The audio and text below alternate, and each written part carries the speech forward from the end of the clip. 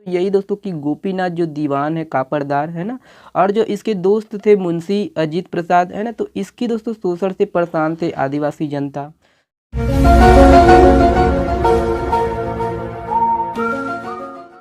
Hello friends, नमस्कार। मैं C S देवी आपका बहुत बहुत स्वागत करता हूं हमारे इस यूट्यूब चैनल पर।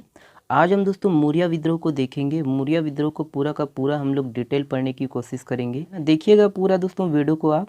देखिए, सबसे पहले आपको याद होना चाहिए दोस्तों कि ये विद्रोह किस सन में हुआ था। तो 1876 में ये विद्रोह हुआ था, मौर्य विद्रोह। किसके शासन काल में हुआ था दोस्तों? तो भैरम देव के शासन काल में हुआ था। स्थान की बात करें दोस्तों तो बस्तर है। नेतृत्वकर्ता को आपको याद रखना है दोस्तों, आगे ट्रिक देखेंगे हम लोग। झाड़ा सिरहा इसके नेतृत्वकर्ता थे। और इसी विद्रोह में दोस्तों आपका प्रतीक चिन्ह के रूप में आम वृक्ष की टहनी का प्रयोग किया गया था। ठीक है, तो ये सब आपको याद रखना है दोस्तों, है ना। छोटे छोटे जानकारी है लेकिन एग्जाम में फंसा देता है। ठीक है, कि इसके जो है नेतृत्वकर्ता कौन थे, है ना। किस विद्रोह में दोस्तों आपका आम वृक्ष की टहनी का प्रयोग किया गया था। तो कूट में पूछ देता है दोस्तों। लेवल बढ़ चुका है, पढ़ने का तरीका भी बढ़ाइएगा। चलिए अगला देखते हैं। देखिए, कारण इंपॉर्टेंट है दोस्तों, बहुत ही इंपॉर्टेंट है। तो पहला कारण तो यही दोस्तों कि गोपीनाथ जो दीवान है कापड़दार है ना, और जो इसके दोस्त थे मुंशी अजीत प्रसाद है ना, तो इसकी दोस्तों शोषण से परेशान थे आदिवासी जनता। दूसरा आपको याद रखना है कि अंग्रेजों द्वारा दोस्तों भैरम देव को दिल्ली दरबार में बुलाया गया दोस्तों आयोजन के लिए। ठीक है।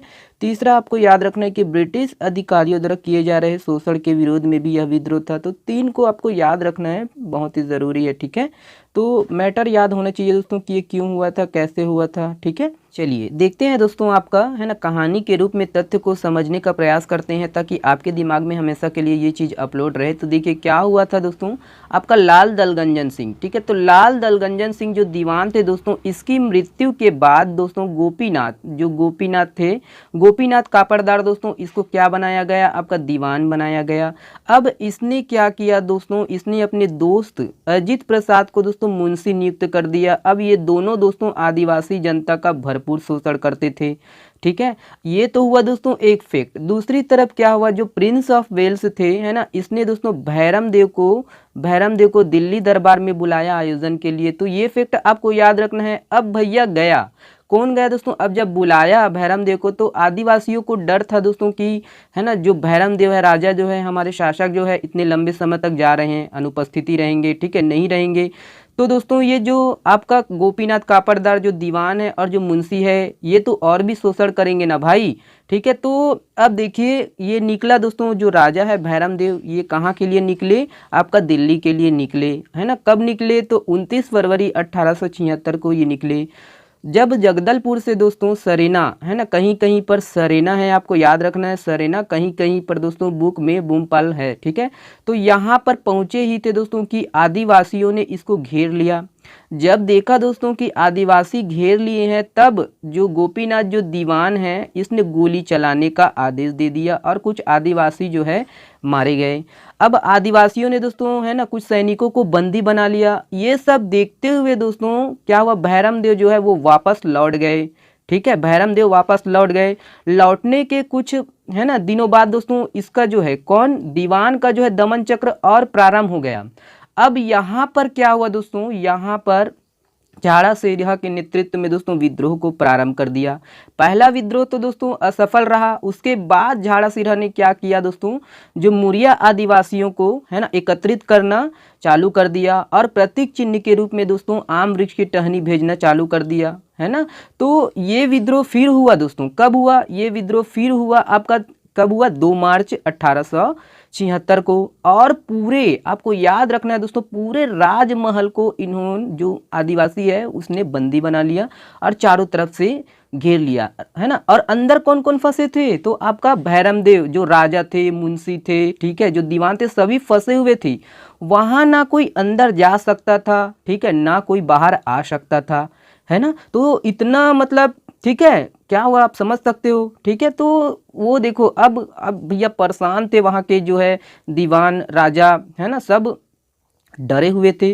तो अब क्या हुआ जो दोस्तों, देखिए 4 मार्च 1876 को, है ना, जब ये दोस्तों एक दही की हांडी में, जो राजा है एक दही की हांडी में भी बोलते हैं और कई के पेज की हांडी में भी लिखे हैं, ठीक है। तो पेज के अंदर, हांडी में पेज के अंदर पत्र लिख कर भेजा, किसको भेजा दोस्तों, तो सिरोंचा, है ना। तो सिरोंचा के जो डिप्टी कमिश्नर है, डिप्टी कमिश्नर मैक जॉर्ज को दोस्तों इन्होंने एक लेटर भेजा कि भैया, है ना, जो मुरिया जो आदिवासी है इन्होंने पूरे महल को घेर लिया है, आप, है ना, रक्षा कीजिए। तो इन्होंने ये दोस्तों आया, कहाँ आया दोस्तों, जगदलपुर आया। और जगदलपुर में जब देखा दोस्तों सभी तरफ शांत है, कब आया दोस्तों आपका, है ना, जब आया तो देखा दोस्तों कि जगदलपुर में सभी तरफ शांत है। और जब उनको पता चला कि आदिवासी विद्रोहियों से पता चला कि भैया हमारी जो तो लड़ाई है वो राजा से नहीं है भाई, ठीक है, तो किससे है, दीवान से है, मुंशी से है, ठीक है, क्योंकि वो तो परेशान करते थे, ठीक है, परेशान करते थे। तो अब भैया, अब 8 अप्रैल, है ना, जब देखा कि ये सब चीज़ हो रहा है ना, असंतोष है आदिवासियों में, तो इन्होंने दोस्तों मुंशी, है ना, देखा मुंशी जो गोपीनाथ दीवान है और राजा को दोस्तों इसका जिम्मेदार ठहराया।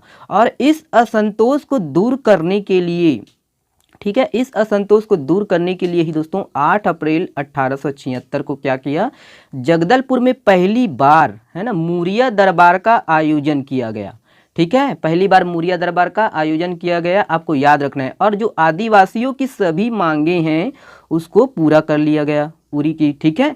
और जो गोपीनाथ जो दीवान है और जो मुंशी है इसको तो दोस्तों पद से हटा दिया, और जो है गोपीनाथ को, है ना, जो सिरोंचा के जेल में है इसको भेज दिया गया। और बस्तर में दोस्तों, है ना, राजस्व संबंधी, प्रशासन संबंधी भी, प्रशासनिक संबंधी भी सुधार किए गए।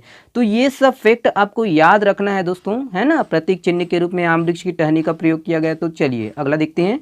महत्वपूर्ण तथ्य के में आपको याद रखना है दोस्तों इसके उपनाम को, ठीक है। इसके उपनाम क्या है, इसे दोस्तों बस्तर विद्रोह के नाम से भी जाने जाते हैं और बस्तर का स्वाधीनता संग्राम भी कहते हैं इसको, ठीक है, इसी विद्रोह को। तो ये है दोस्तों कुछ फैक्ट, है ना।